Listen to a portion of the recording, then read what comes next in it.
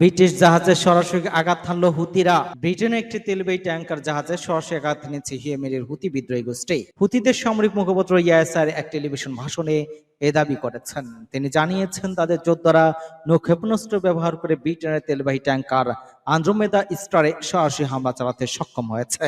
এছাড়া ইয়েমেনের সাআদ অঞ্চলে আকাশ সীমায় ব্রিটেনের একটি ড্রোন ভূপাতিত করার তথ্য জানান তিনি। গত নভেম্বরের থেকে লোহিত সাগরে চলাচল করা ইসরায়েলি জাহাজে হামলা শুরু করে হুতি বিদ্রোহীরা।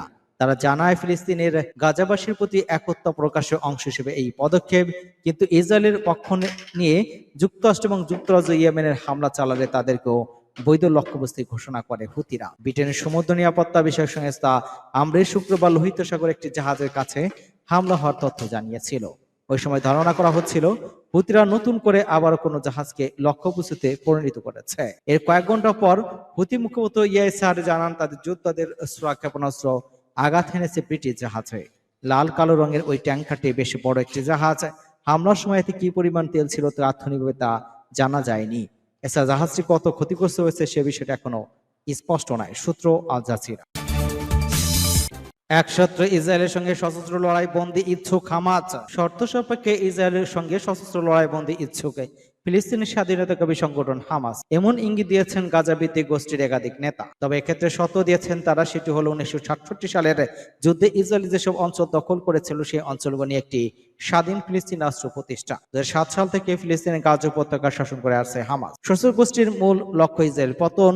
সেই লক্ষ্যে দীর্ঘদিন ধরে তৎপরতা চালিয়ে যাচ্ছে এই সংগঠনটি। কিন্তু গত বছর 7 অক্টোবর থেকে গাজায় শুরু হওয়া ইসরায়েলের অব্যাহত হামলায় হামাসের ভবিষ্যৎ অনেকটাই অনিশ্চিত হয়ে পড়েছে। এই পরিস্থিতি এমন ইঙ্গিত দিলেন সংগঠনের নেতারা। হামাসের এই নেতাদের একজন তুরস্কের ইস্তাম্বুলে বসবাসকারী বাসেম নাইম, তিনি হামাসের রাজনৈতিক শাখার সদস্য। বৃহস্পতিবার তিনি সিএনএনকে বলেন, জেরুজালেমকে রাজধানী করে যদি একটি স্বাধীন রাষ্ট্র গঠন করা হয় আর শরণার্থীর সেখানে ফেরার অধিকার দেওয়া হয়, তাহলে আল কাসিম ব্রিগেডকে ভবিষ্যতের জাতীয় সেনাবাহিনীতে অন্তর্ভুক্ত করা হবে। হামাসের শর্ত মেনে না হলে ইসরায়েলের বিরুদ্ধে সশস্ত্র লড়াই অবশ্যই বন্ধ করা হবে বলে জানিয়েছেন বাসেম নাইম। তিনি আরো বলেন, ফিলিস্তিন লিবারেশন অর্গানাইজেশন যদি তাদের গঠনতন্ত্র এবং প্রশাসন সংস্কার আনে তাহলে সংগঠনের সঙ্গে যোগ দিতে চায় হামাস। এর আগে একই ধরনের ইঙ্গিত দিয়েছেন হামাসের আরেক গোষ্ঠী নেতা আল খলিল আল হাইয়া। সংগঠনের এই প্রবাসী নেতা বলেন, গোষ্ঠীটি ইসরায়েলের সঙ্গে 5 বছর বা তার বেশি যুদ্ধবিরতি সম্মত হতে এবং একটি রাজনৈতিক দলে রূপান্তর হতে ইচ্ছুক যদি দ্বিপারাষ্ট্রীয় সমাধান বাস্তবিত হয়। প্রতিবেদনে বলা হয়, আল হাইয়া তুরস্কের রাজধানী ইস্তাম্বুলে এপির সঙ্গে একটি সাক্ষাৎকারে বলেন, হামাস গাজা এবং পশ্চিম তীরের জন্য একটি ঐক্যবদ্ধ সরকার গঠন এ অংশ নিতে চায়। আজ গরমের তীব্রতা আরো বাড়ার আভাস। বেশ কিছুদিন ধরে সারা দেশে বইছে তাপপ্রবাহ। এর মধ্যে তাপপ্রবাহে গত 76 বছরের রেকর্ড ভেঙে গেছে, কিন্তু দেখা মিলছে না স্বস্তির বৃষ্টি। এর মাঝে আজ শনিবার গরমের তীব্রতা আরো বাড়ার আভাস দিল আবহাওয়া অধিদপ্তর। আবহাওয়াবিদ বজলুর রশিদ জানিয়েছেন, শনিবার সারা দেশে দিনের তাপমাত্রা সামান্য বাড়তে পারে এবং রাতের তাপমাত্রা প্রায় অপরিবর্তিত থাকতে পারে। শুক্রবার দেশের সর্বোচ্চ তাপমাত্রা 42.7 ডিগ্রি সেলসিয়াস ছিল চুয়াডাঙ্গায়। এটি ছিল চলতি গ্রীষ্ম মৌসুমের এখন পর্যন্ত সর্বোচ্চ তাপমাত্রা। একই সাথে রাজশাহী এবং পাবনার ঈশ্বরদীর দিনের তাপমাত্রা 42 ডিগ্রি সেলসিয়াস পার হয়েছে।